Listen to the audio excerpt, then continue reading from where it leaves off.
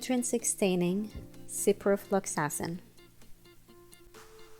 Now, one of the causes for intrinsic staining is ciprofloxacin, which is used for infantile Klebsiella infection, and this drug produces a greenish tooth discoloration. Here is the mnemonic for it.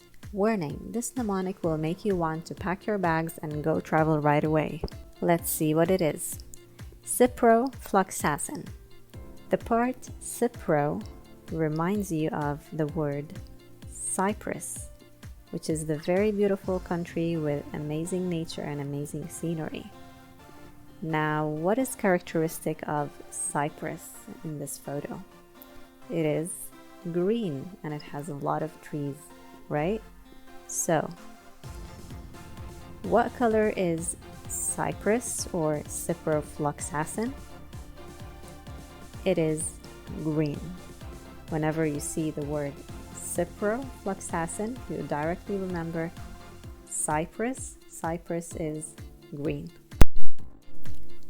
Or the question can come as, which of the following options causes green intrinsic staining? In this case, you ask yourself, what is green? And this image should come to your mind. Cyprus is green.